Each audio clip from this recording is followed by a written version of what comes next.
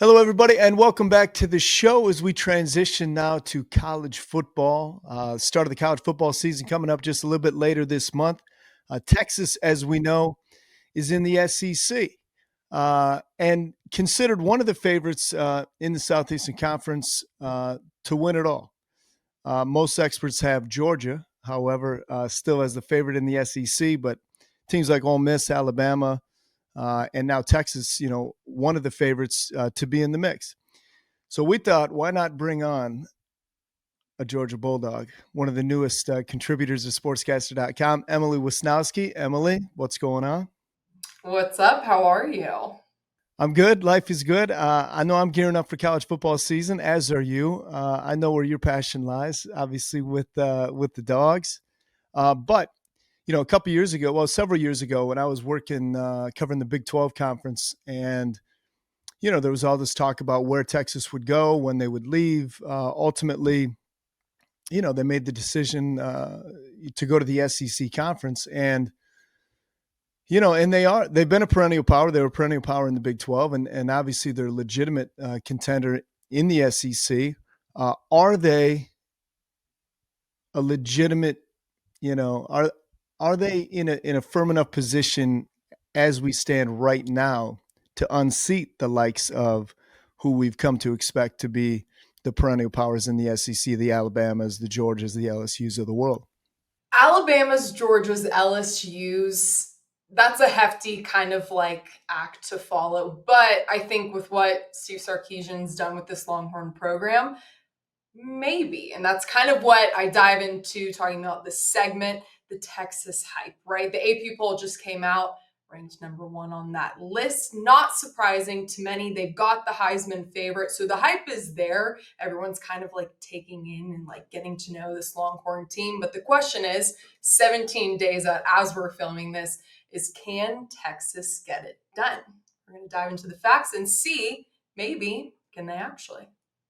Yeah, it's a great question. I think that a lot of times, you go into seasons. Obviously, I grew up in the state of Ohio, and obviously, as you'll get into, when you start this, when you start a season with powerhouse matchup like an Ohio State Texas, we've seen in college football, especially with the expanded playoff, you can work your way back into title contention with an early season loss, but there isn't so much of this. Let's ease into the season and see where we're at.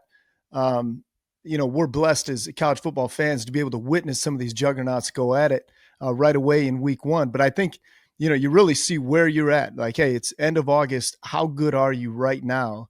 And then you're going to see, are you as good? Are you a legitimate national title contender? And that's where I feel like we're spoiled a little bit. We don't have to wait till the end of the season to see some of the greatness unfold. But I think, you talk about early season measuring stick. It doesn't get any better than Texas, Ohio State week one. Yeah, I personally, my coworker and I are so happy that because I cover Texas Tech here for people that didn't know, we are so happy that the Texas Tech game does not like affect us watching that game at all. Because you're right, it's like the first time maybe ever or in a long time that the season opener has been number one versus number three. And like you said, I'm happy that the expansion of the college football playoffs and more teams can get in, so one or two losses doesn't necessarily like damage a team's reputation as much, so we can have these massive games to kind of open up the season, set the tone. Let's see like what this is really all about, the team that's favored to win the national title versus the ones that won it last year. Emily Wisniewski, working out in Lubbock, Texas nowadays, graduate of Georgia, University of Georgia. And as you know, obviously, most of our listeners, Big Ten football fans, not so many Ohio State fans on our airwaves. But anyway, I know a lot of people will be tuned in to how that game unfolds. But deeper than that, Emily dives into Texas. Are they a legitimate contender this season to overtake the likes of the Georgias and the Alabamas in the Southeastern Conference? Here's Emily Wisniewski's commentary on that.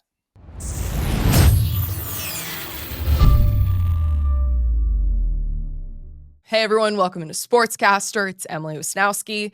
Get your boots on, give that Southern accent a little refresher, and get ready because we are going to be talking all things SEC football. Word on the street they're saying there might be a new sheriff in town. So what am I referring to? So Front Office Sports posted an article a few weeks ago, and the headline reads, and I quote, "Is a Texas takeover about to hit the SEC on and off the field?" So I know I'm talking to Big Ten territory right now. And if you guys aren't all too familiar with the Longhorns, where I'm coming from, I got you. Here's a little backstory. So Texas joined the SEC last season. They joined alongside their rival, big-time rival, actually, Oklahoma.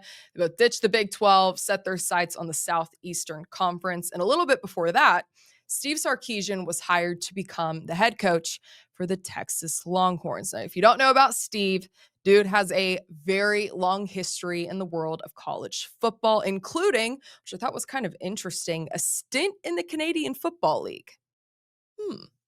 Interesting enough. But the most important thing to note about Steve Sarkisian is that he has had a few coaching stints, most recently being an offensive coordinator position at the University of Alabama. Alabama. Under whom, you might ask? You guessed it. Nick Saban. So yes, Steve Sarkisian is one of many current head football coaches who is intertwined in that very long Nick Saban head coaching tree. And when he was hired to take on the head coaching position with the Longhorns, he openly stated that he was going to build that program modeling the likings of an SEC one. Said he wanted to compete and win national championships. And at that time, I think Georgia was either on their first national championship or second national championship. Either way, he said, I want to win these big games, so I need to build it like an SEC program. Hence why them, new kid on the block, new sheriff in town. It's not all crazy, really, because this program's been shaping up to be that since 2021. All right, so to the actual article itself. So basically it's saying as we inch closer to week 1 of college football, Texas has emerged as the SEC favorite. And you got to give it to them because this program is really embracing the quote unquote like SEC is my second religion, SEC football rather is my second religion type of motto. They're selling out home games. They cracked into the top 4 most watched college football programs of 2024 behind Georgia, Ohio State, and Alabama. They're hitting the NIL world, $100 bills faced up, right? Pouring millions of dollars into prospects. The article says, quote, on top of the athletic department planning to pay football players roughly 75% of its $20.5 million revenue sharing budget, total sum, including revenue sharing and NIL, aka name, image, and likeness, could reach $40 million. So holy dollar sign, right? And next they go on to say, it has the fan base. They're all rallying around Texas football. They've got the money to back it, right? What's left? A legendary quarterback. And guess what? They think that they've got that too. Who am I referring to? It is the man, the myth, the legend, Arch Manning. He's the highest paid player at Texas. No shocker. And he is taking over the starting position from Quinn Ewers, who I believe is drafted, and he is with the Miami Dolphins right now. So the article says that Manning, he's excited to compete in a big-time conference. He's blocking out all the intense media interest surrounding his debut season. Sarkisian, in turn, said he's confident about his new starting QB. Quote, he grew up in this era of seeing high-level football. He's watched Super Bowls. He's watched gold jackets getting put on. So I guess what he's saying is that, Manning family, Eli, Peyton, grew up around big-time football players, so that in turn should make him a great football player as well. You decide. And they closed out the article, which I thought was very interesting, getting Sarkisian's take on the future of NIL and revenue sharing. So if you don't know kind of all what's going on right now, that whole area of college football is a hot mess. There's literally no regulation. There's too many factors putting caps on one program and not caps on the other. It's just nobody knows what's going on. I don't even know what's going on. And Steve Sarkisian, rather, straight up said, I don't know what's going on either. He said, quote, we're in the beginning stages of this thing. I think that everybody is operating differently. Everybody's trying to navigate this differently. And what are exactly the rules and how are they enforced? Nobody really knows. And he's right on the money with that one because he's right. Nobody really knows what's going on with college football. And hopefully, within the next couple years, they get it together. Now, what do I think about this article? As I will openly state, I'll probably get some eye rolls with this. A University of Georgia graduate. Go Dogs. I know I'm in Big Ten territory talking to Ohio State fans. But look, here's the thing. Texas, I don't doubt it for a second, is going to be a very good football program.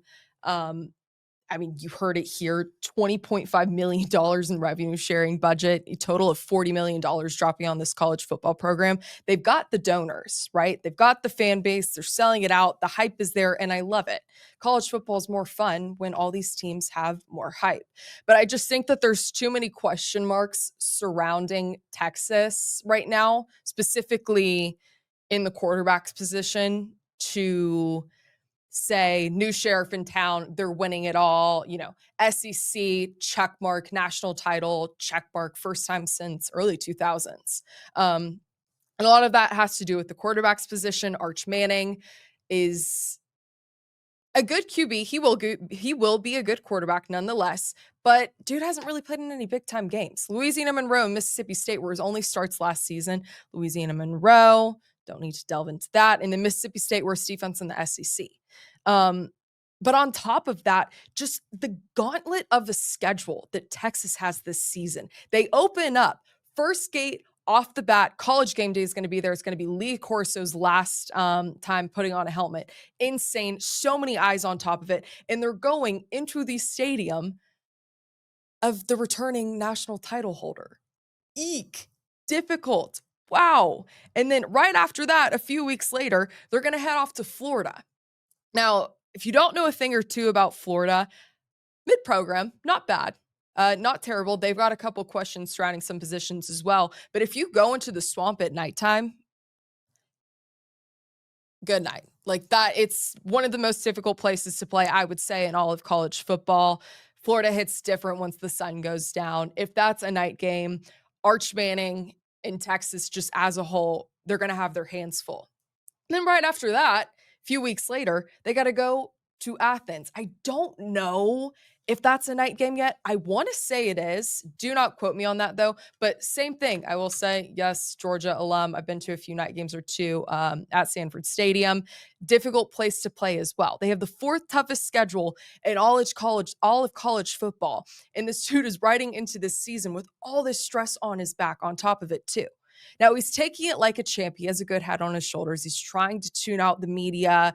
In all, however, I do like to say this article does a great job highlighting some of the amazing things that Steve Sarkisian's doing with this program. I mean, they turned it around and just really have elevated the SEC even more, I like to think. And, yes, I kind of dug on Texas a little bit and, maybe highlighted some of the hypes that I don't see coming to fruition. But that's what makes college football fun, right? So we'll see how it all plays out. Again, their first game is August 30th at Ohio State. It is sure to be a good one. I'm counting down the days, and I hope you guys are too. All right, I know we're all looking forward to week one of the college football season. Our thanks to Emily Wisniewski for thoughtful commentary on that, our Georgia Bulldog, and one of the newest contributors to SportsCaster.com. When we come back, we'll be talking about a high school athlete who utilized playing 3 sports in high school and how that's helped catapult her into an opportunity to receive a scholarship offer to play college basketball here in the state of Michigan. That's all coming up next here on Open Mic.